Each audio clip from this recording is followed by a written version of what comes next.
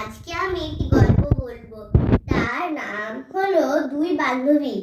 অনেকদিন আগের কথা। একটা গ্রামে অনেকটা জঙ্গল ছিল। জঙ্গলটা একটা রাস্তা ছিল। ওখানে গ্রামে কেউ ওটা দিয়ে যাতায়াত করতো না। তো দুই বান্ধবী একটা গাড়ি নিয়ে যাচ্ছিল ওইখানে। ওই রাস্তাতে গিয়ে দেখলো যে ওদের গাড়ি তো ওখানেই খারাপ হয়ে গেছে। তাদের গাড়ি ঠিক করার কিছু জিনিস ছিল।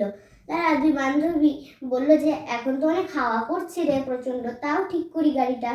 তখন তারা যেমনি ঠিক করতে যাবে তখন যখন তারা গাড়ি থেকে নিজের পাটা একটু বার করে মাটিতে ফেলে, তখনই হাওয়া থেমে যায় এবং অনেক শান্ত হয়ে যায়। গাছপালা এবং পাতাগুলো নড়ছিল তাও বন্ধ হয়ে যায়। অনেক শুনশান হয়ে যায় এবং শান্ত হয়ে যায় সব কিছু। তখন তারা একটু ভয় পেয়ে যায়। তারা বলে যে এইসব কিছু নাই, এগুলো এগুলো তো গল্পে লেখা থাকে, এগুলো আবার বাস্তবে হয় নাকি। তখন তারা ওইসব কথায় কান না দিয়ে তারা গাড়ি ঠিক করতে শুরু করে। তারা গাড়ি ঠিক করে। তখন ওই দুইজন বান্ধবীর মধ্যে একটা বান্ধবী কানে মনে হয় কেউ কিছু ফুই বলে কিছু বললো।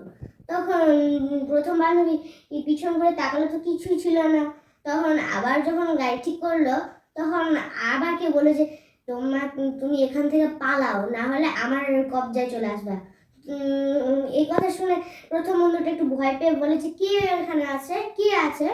তারপর আবার যখন গাড়ি ঠিক করতে লাগে তখন একজন ছুঁয়ে তাদের দুজনকে চলে যায়। তখন তারা বলে যে বললাম না, প্রথম বান্ধবীটা দ্বিতীয় বান্ধবী বলে যে বললাম না এখানে কেউ না কেউ আছেই। তখন একটা গলা, একটা ভয়ঙ্কর গলা একটা শব্দ ভেসে আসে তাদের দিকে। তখন প্রথম বান্ধবী বলে যে কে আছে ওখানে, কে আছে বলো। তারপর তখন সেই শয়তান একটা কালিনী বলে একটা ভূতের ছায়া এসে বলে যে আমি আছি, এখন তোরা আমার কবজায় চলে আসবি। এ বলে তাদেরকে যখনই না ধরতে হবে তখন তারা একটা দৌড় দেয়, এমন একটা দৌড় দেয় যেটা ডাইনি তো ছুঁতেই পারে না, ধরে নিয়ে খেতেও পারে না। তখন তারা অনেক দূরে চলে যায়, একটা বাড়িতে চলে যায় যেখানে সাধু বাবারই বাড়ি ছিল। সাধু বাবাটা খুব ভালো ছিল, সবারই সাহায্য করতো। তখন সাধু বাবা তাদেরকে দেখে বলে যে বসো মা বসো। তখন তারা দুই বান্ধবী সব ঘটনাটা বলতেই যাবে। তখন সাধু বাবা বলে যে আমি বুঝতে পারছি যে তোমরা কি বলতে চাও আমাকে, আমি ওই সব ঘটনা জানি। আসলে অনেক বছর আগে একটা পেতনি বাস করতো। পেতনি না, মানে একটা কালো একটা মেয়ে বাস করতো, যে পেতনির মতনই। কালো মেয়েকে কেউ বিয়ে করতো না। তার দাদি তাকে সবসময় শান্ত করতো। তার দাদি তাকে বলে যে তুই যে করে হোক ভরসা হ, তুই না হলে বিয়ে হওয়ার সময় তুই কিন্তু পস্তাবি, তুই হলদি মার গায়ে। তখন দাদির কথা শুনে সে আর কোনো কিছু পাত্তা না দিয়ে অনেক বছর কেটে যায়। তখন তার বিয়ে হওয়ার সময় চলে আসে।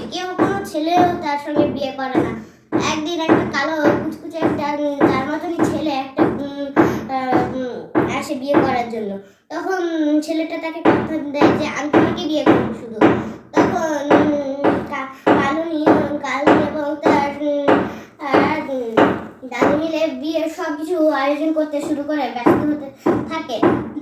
তারা তখন একটা লোকের কাছ থেকে জানতে পারে যে ওই কালো ওই ছেলেটা অন্য কাউকে এবার বিয়ে করছে। তখন তারা দৌড়ে ওই অনুষ্ঠানটাতে যেতে থাকে বিয়ে।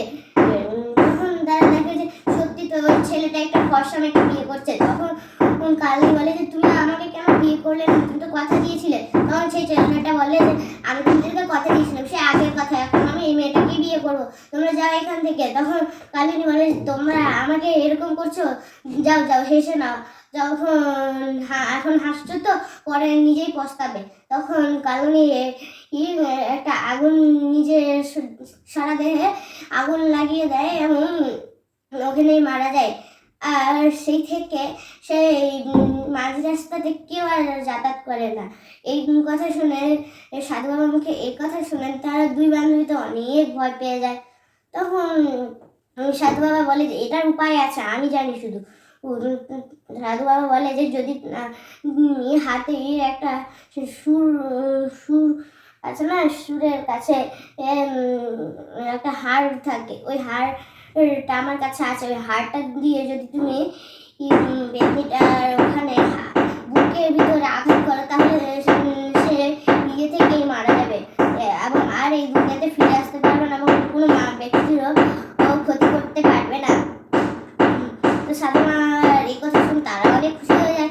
যখনই তারা বার হয় তখন আবার ঠিক যেমন তারা গাড়ি থেকে নামার পর শুনশান আকাশের মতো হয়ে যায়, তখনই শুনশান আবার হয়ে যায় শুনশান এবং শান্ত হয়ে যায় গাছপালা সব কিছু। তখন সে পেতনিটা বলে যে তোরা আমাকে ক্ষতি করার চেষ্টা করছিস, এবার দেখি তোরা কি করিস। তখন এটাকে দেখে দ্বিতীয় বন্ধু তার প্রথম বন্ধুকে বলে যে এই পেতনিটাকে কিন্তু খুবই বাজে, খুবই কালো কুচকুচে কয়লার মতো। তখন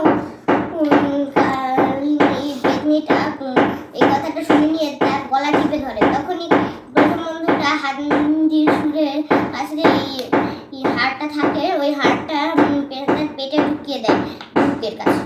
তখন সেই পেতনিটা সেখানে মারা যায় এবং তারা অনেক খুশিতে সেই গ্রাম ছেড়ে অন্য একটা দূরে একটা গ্রাম চলে যায়।